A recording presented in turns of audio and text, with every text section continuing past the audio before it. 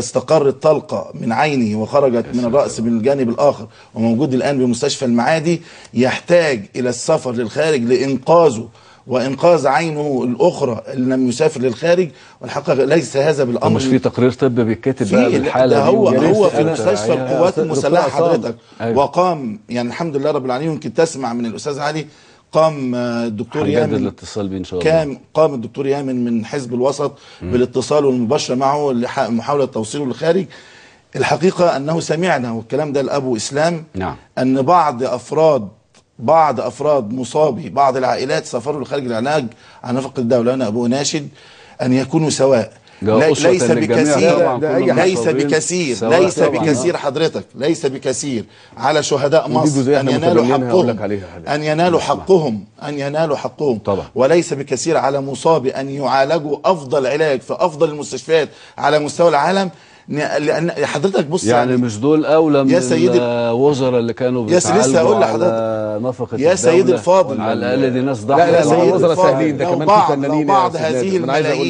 لو بعض هذه الملايين أنفقت على علاج لكان بالأمر اليسير، على علاج مصابي ثورة 25 يناير، وكذلك تعويض أسر الشهداء بالتعويض المناسب. مظبوط. وأنا أوجه هذا للمجلس العسكري الحقيقة، كما وجهه من قبل المهندس أبو العلا ماضي في أحد اللقاءات، أن يكون في الأولوية يا أخي الكريم حتى يسكن هذا الاحتقان. قلنا بالأمس وصل الأمر أن بعض أولياء أمور الشهداء أنهم نادوا بأن يقتلوا على عتبة محافظة السويس إن لم يؤخذ لهم يعني القصاص والحق في ذلك. وهذا حق يسير. مظبوط. سواء بالتعويض المناسب من الأموال أو الوظائف أو معالجتهم المعالجة المناسبة. الحقيقة هذا الأمر سيشفي غليل الكثير، وما نحن فيه من خير لقواتنا وما نحن فيه من خير حضرتك وعرس ديمقراطي بسبب دماء هؤلاء. سيادة المستشار، ليك حضرتك تعليق على هذه الجزئية بتاعت؟ لا، وانا بس ليا تعليق على اننا احنا ما زلنا وحتى هذه اللحظة بنبحث الامور بشكل احتفالي وكرنفالي اكتر.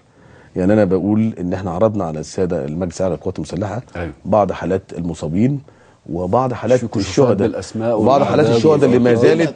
انا عندي شهيد في المطريه ما زال اهله لغايه دلوقتي، زوجته لغايه دلوقتي لم تحصل، اللي هو الاخ طارق، زوجته لغايه دلوقتي لم تحصل على لا معاش ولم تحصل على اللي هي المبلغ اللي مقررات الدوله عشان خاطر الشهيد. يعني في معاش شهيد وفي مبلغ يمنح لاهل الشهيد. تمام. ده لم يمنح، ده أقل ودي حاله متكرره عندنا. عايز اقول لك احنا يا ريت في مبادره للحزب عندكم. انا بناشد الحزب عمل حاجه اسمها الاحتفال بالشهداء عن طريق رعايه مطالبهم. رعايه مطالبهم بتوكيلات. هناك توكيلات صدرت لصالح حزب السلام الديمقراطي من اجل الحفاظ على حقوق هؤلاء الشهداء واسرهم. تمام. يعني النهارده المستشار هنستأذن حضراتكم في الخروج لفاصل سريع ثم نعود.